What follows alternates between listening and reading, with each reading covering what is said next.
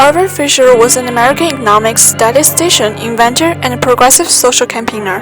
He was one of the earliest American neoclassical economics. He was described as the greatest economic the United States has ever produced.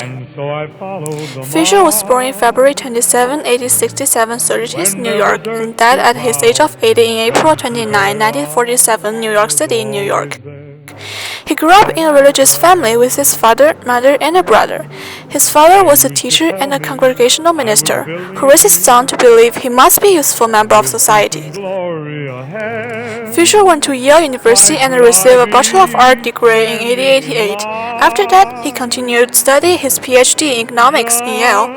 After graduating, he studied in Berlin and Paris. Fisher was a writer, producing journalism as well as technical books and articles, and addressing various social issues surrounding the First World War, prosperous 1920s and depressed 1930s. Fisher made important contributions to utility theory and general equilibrium.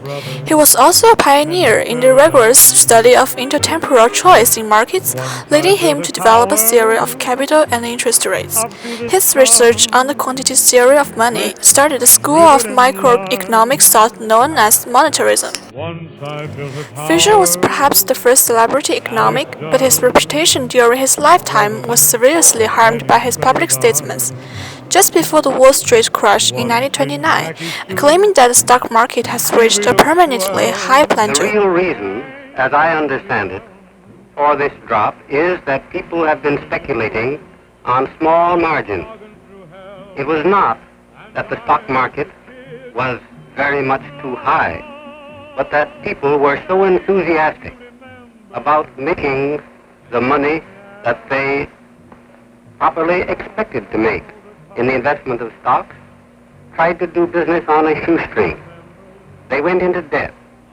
And the real lesson of this market is, if you buy stocks, buy them with your own money and not with borrowed money any more than can be helped. Later, his theory of debt deflation has an explanation of the Great Depression, as well as his advocacy of full reserve banking and alternative currencies were largely ignored in favor of work of John Maynard Keynes.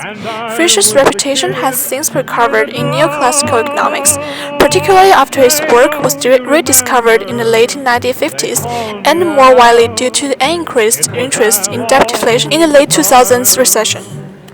Following the stock market crash of 1929 and in light of the ensuing Great Depression, Fisher developed the theory of economic crisis called debt deflation, which attributed the crisis to the bursting of a credit bubble. According to Fisher, the bursting of the credit bubble unleashed a series of effects that have serious negative impact on the real economy.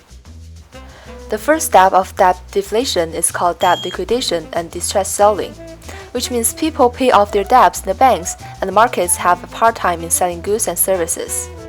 The second is contraction of money supply as bank loans are paid off and to a slowing down of velocity of circulation.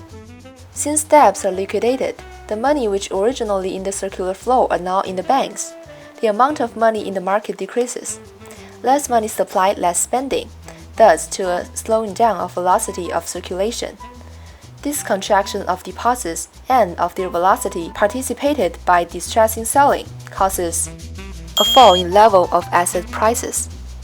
According to the law of supply and demand, a decrease in demand will lead to a surplus of market goods and services. In other words, a swelling of the dollar, that is, price deflation. Assuming, as above stated, that this fall of prices is not interfered with by reflation or otherwise, there must be a still greater fall in the net worth of businesses.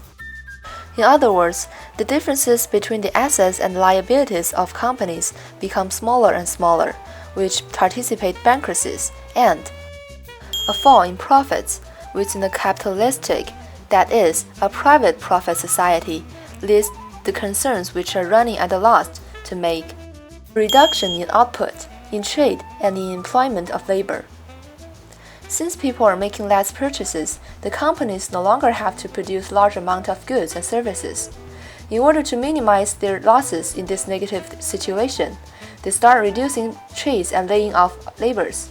These losses, bankruptcies, and unemployment lead to pessimism and loss of confidence, which in turn leads to hoarding of money, which means people tend to save their money into banks or bury it in their backyards instead of spending it in the market to let transactions happen.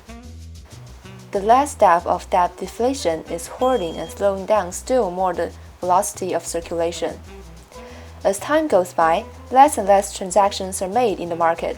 Pulling up the economy becomes tougher and tougher. As Fisher said, "This description is of course a model, and in real life the order, intensity, effects and interrelations of the factors above may be different in any actual recession or depression." Fisher also proposed the solution of debt deflation. He believed that the solution of debt deflation is reflation. Reflation is a fiscal or monetary policy designed to expand a country's output and curb the effects of deflation. Reflation policies can include reducing taxes, changing the money supply, and lowering interest rates. In the absence of reflation, Fisher predicted an end only after needless and cruel bankruptcy, unemployment, and starvation, followed by a new boom depression sequence. There are several global issues that are related to debt deflation, such as China's debt deflation challenge in 2015. In the wake of global stock market sell-off triggered by economic tumor in China, the U.S. Federal Reserve has decided to postpone raising interest rates. Indeed, China is facing the huge challenge of dealing with the risk of global debt deflation trap. Also, European debt crisis is another important issue happening in the world. The European debt crisis is a multi-year debt crisis that has been taking place in the European Union since the end of 2009. Several Eurozone member states, Greece, Portugal, Ireland, Spain, and Cyprus, were unable to repay or refinance their government debt or to bail out over-indebted supervision without the assistance of third parties like other Eurozone countries, the European Central Bank, or the International Monetary Fund. There are several impacts and relationships between Irving Fisher's debt deflation theory and modern economy society. The whole process of the theory can help modern economists to evaluate current economic performance in order to discover problems in the market and lower the risk of occurring of financial crisis. The theory can also help us to predict the reactions of a market if a recession happens and establish strategies for dealing with the recession. Using the theory, the governments and central banks are able to apply monetary and fiscal policies in order to manipulate economic systems. Debt deflation can also help individuals and businesses to identify inflations and thus make wise decisions for economic activities, such as investments during a certain time period.